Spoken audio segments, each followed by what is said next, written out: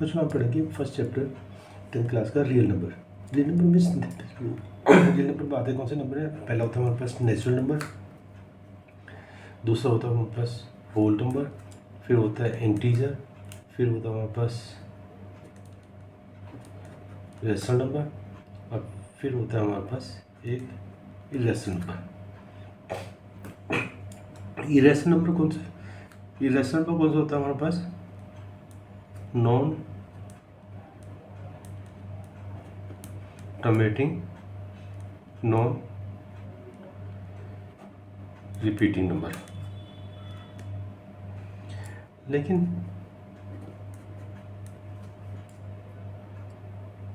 Real number में क्या आता है हमारे पास?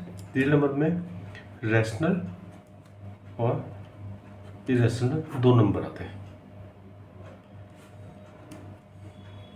अब हम यहाँ पढ़ेंगे दी फंडामेंटल थ्योरम, जो हमारा टॉपिक है यहाँ पे दी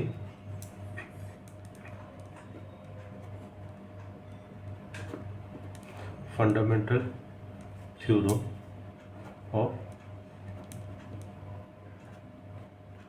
अर्थमेटिक्स। अब फंडामेंटल थ्योरम क्या होती है? जो कंपोजिट नंबर होता है, कंपोजिट नंबर को फैक्टराइजेशन के प्राइम नंबर के फैक्टर के फॉर्म में लिखते हैं, तो उसी को हम बोलते हैं फंडामेंटल थ्योरम। मतलब every composite number can be expressed as a prime number, और ये जो फैक्टराइजेशन होता है ये यूनिक होती है, हर नंबर की यूनिक होती है फैक्टराइजेशन। ये हमें अपना फंडामेंटल थ्योरम में ये होता है। अब हम सुपर ले लेते हैं, इसमें हमने फाइंड क्या करना है? एलसीएम, एचसीएफ और एक रिजल्ट होता है, एलसीएम एंड एचसीएफ फाइंड करेंगे। इसमें हमारा रिजल्ट होता है दो नंबरों के एलसीएम एचसीएफ होता है, वो होता है LCM into HCF equal to first number into second number. ये हमारे पास रिजल्ट होता है। इसमें हमारे पास दो तीन चीज़ होंगी, या तो एलसीएम एचसीएफ फर्स्ट नंबर दिया, सेकंड नंबर दिया होगा, मतलब हमारे पास 1 2 3 4 वेरिएबल है, तीन चीज़ दी होंगी, चौथे नंबर हमें निकालना होगा। सुबह जैसे हम निकालते हैं 6 एंड 20 का फैक्टराइजेशन मेथड से निकालेंगे, तो 6 के फैक्टर होते हैं हमारे पास 2 इंटू 3, और 20 के होते हैं 2 इंटू 2 इंटू 5। अब इसमें ये कॉमन है, एचसीएफ कितना हो गया 2, एलसीएम कितना हो गया, कुछ कॉमन तो हो गया, बाकी रिमाइंडर हो गया 3 इंटू 2 इंटू 5, ये हो गया 5 टू 10 3 30 टू 60। अब हम एक और निकालते हैं, इसमें एग्जांपल लेते हैं 70 एंड 120 का। 70 के फैक्टर बनाएंगे हम 2 से या 35, 5 से या 7, 7 से 1, मतलब कि 2 इंटू 5 इंटू 7। 120 के फैक्टर बनाएंगे 260, 2 30, 2 15, 3 5 एंड 5 बन जा 5, मतलब 2 के ये हो गया 2 इंटू 2 इंटू 2 इंटू 3 इंटू 5, मतलब ये हो गया 2 के पावर 3 इंटू 3 के पावर 1 इंटू 5 के पावर 1। एचसीएफ, एचसीएफ में कॉमन फैक्टर क्या है हमारे पास यहाँ पे? एक तो 2 है, 2 की पावर 3 2 की पावर 1 है, तो हो गया 2 की पावर 1 इंटू 5 की पावर भी 1 है, दोनों में सेम ही है, तो 5 की पावर 1 कितना हो गया? ये 10 हो गया हमारे पास एचसीएफ। और एलसीएम में क्या होगा? एलसीएम मैक्सिमम पावर लेंगे, जैसे 2 कॉमन है, 2 की पावर 3 बिगर है, तो 2 की पावर 3 इंटू 5 तो सेम है, तो 5 हो गया। बाकी जो रिमाइंडर बचा, क्या बचा हमारे पास? 3 एंड 7, 3 इंटू 7, तो ये कितना हो गया हमारे पास? 2 2 8, 8 5 जा 40, 43 जा 120, 120 7 जा 840। अब हम इस रिजल्ट को प्रूव करते हैं, एलसीएम इंटू एचसीएफ। एलसीएम था 840 इंटू 10, ये हो गया हमारे पास 8400, अब हम करते हैं first number into second number. First number था हमारे पास 70 इंटू 120, कितना हो गया 8400। तो हमारा ये प्रूफ हो गया। क्या प्रूफ हो हमारे पास? LCM into HCF equal to first number into second number. ये हमारा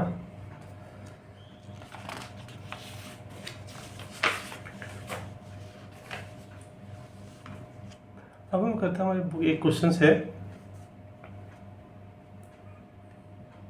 कि 4:n, n भी any natural number can be check with, कोई ऐसी टर्म है जो कि n विद 0 हो। मतलब कि हमारे पास हमने प्रूव करना है 4:n कोई ऐसी टर्म जो कि 4:n के ऐसी टर्म जो कि हमारे 0 हो, n with 0।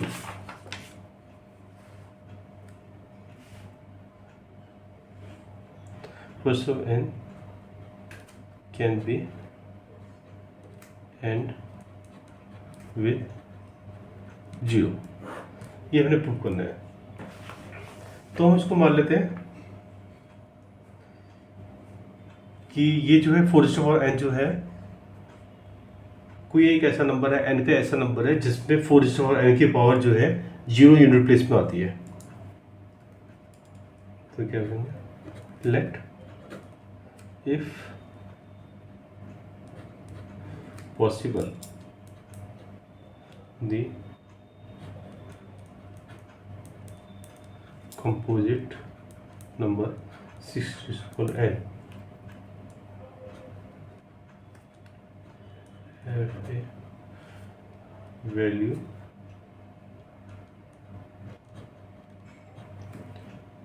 which ends with the digit 0। हमने मान लिया कि जो 6:n है, n किसी एक ऐसी वैल्यू पे 6:n जो है n विद 0 होता है। n विद 0 का मतलब 10 is a factor of 6:n, so this implies 6:n equal to 10 into q,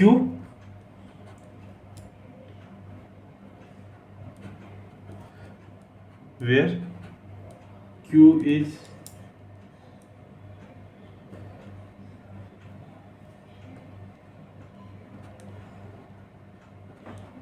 natural number, कोई नेचुरल नंबर है। तो 6:n कितना हो जाएगा, 2 इंटू 3 की power n equal to 2 into 5 into Q, इसमें 2 की पावर n इंटू 3 की power n equal to 2 into 5 into Q. तो इसका मतलब 5 जो है इसका फैक्टर तो हुआ ही नहीं, क्योंकि दोनों फैक्टर सेम होना चाहिए ना। 2 3 है तो यहाँ पे 2 3 इंटू के होना चाहिए था, क्यू। तो 5 it means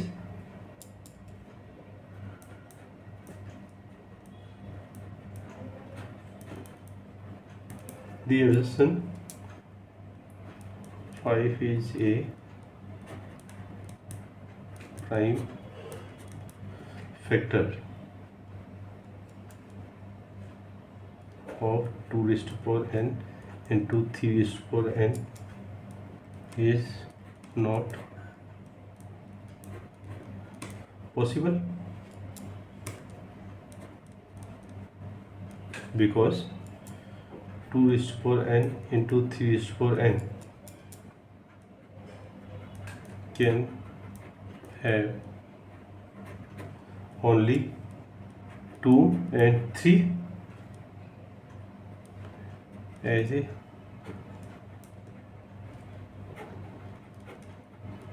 prime factor. Hence our assumption was wrong. Thus c raised to power 4 raised to power n cannot end with the digit 0। ये हमारा जीरो की उसमें ऐड नहीं होता। जैसे 4:1 के वैसे ही हम इसको 6⁴n का भी कर सकते हैं प्रूफ। सॉरी, मैंने 6⁴n ही प्रूफ किया है।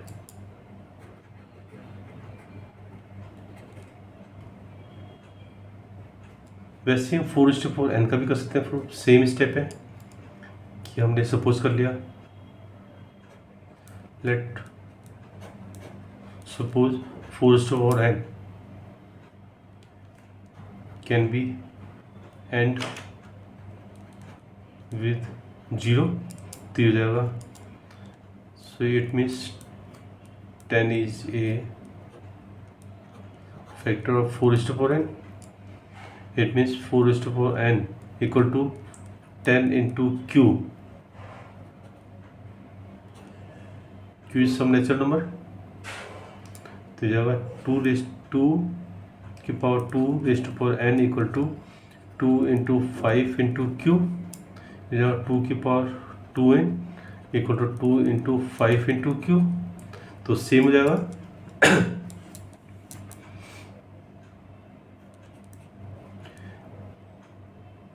The assumption 5 is a prime factor of 2⁴2n is not possible because 2⁴2n can have only 2 as a prime factor, hence our assumption was wrong.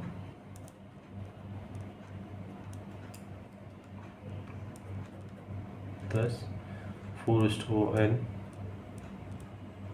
cannot end with the digit 0।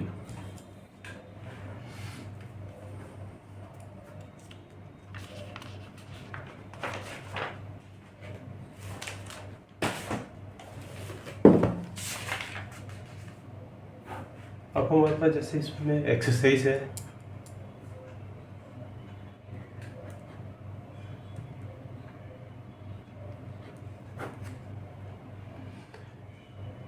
Prime factor बनाने, जैसे 140 के क्या factor बनेंगे हमारे पास 140 270 235 5 7 7 1। It means 140 equal to 2 into 2 into 5 into 7। It mean 2 की power 2 into 5 into 7। ये हमारे factor बन गए। सेकेंड क्वेश्चन भी वही है हमारे पास। HCF into LCM equal to product of two numbers निकालना है।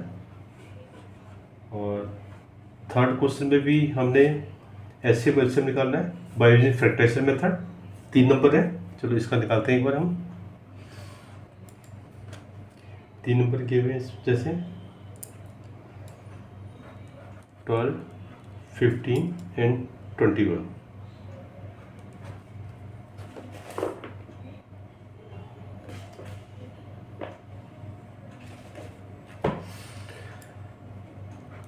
12 के फैक्टर क्या होंगे, 2 2 जा 4 3 जा 12, इट मीन्स 2 की पावर 2 इंटू 3, 15 के बनेंगे 3 into 5, it means 3 into 5 with power 1, और 21 के बनेंगे 3 इंटू 7, इट मीन 3 की पावर 1 इंटू 7 की पावर 1। अब हम निकाल रहे हैं SCF। तीनों में कॉमन है कुछ, तीनों हमारे पास ये कॉमन है, सेम 3 की पावर 1, 3 की पावर 1 मीन्स 3 कॉमन हो गया SCF। एलसीएम पहले तो लिखेंगे तो तीनों में कॉमन है 3, अब बचा क्या, 2 की पावर 2 इंटू 5 इंटू 7, ये होगा 2 2 जा 4, 4 5 जा 20, 23 जा 60, और ये हो गया 420।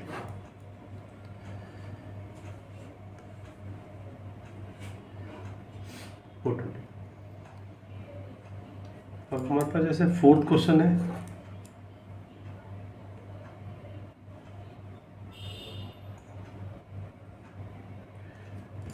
फोर्थ क्वेश्चन है 2 नंबर दिए हुए हमारे पास, और एचसीएफ दिया हुआ है, नहीं एचसीएफ दिया हुआ, 2 नंबर दिए हुए, तो एलसीएम निकाल सकते हैं। जैसे हमारे पास ये होता है HCM into HCF equal to first number into second number. अगर हमारे पास एलसीएम दिया हुआ है, एचसीएफ निकालना है, एचसीएफ के लिए क्या हो जाएगा, first number into second number divided by LCM. अगर हमें 3 चीज़ दिए हुए एलसीएम निकालना है तो कितना हो जाएगा, first number into second number divided by HCF. अगर मैं एचसीएफ एलसीएम दिया सेकंड नंबर निकालना है तो क्या हो जाएगा, LCM into HCF upon first number. ये आज हमने इसमें first fundamental theorem of mathematics किया। आज की क्लास में यही खत्म करते हैं। अगली क्लास में हम इरेशनल नंबर और टर्मिनेटिंग और नॉन टर्मिनेटिंग नंबर पढ़ेंगे। Okay, thank you.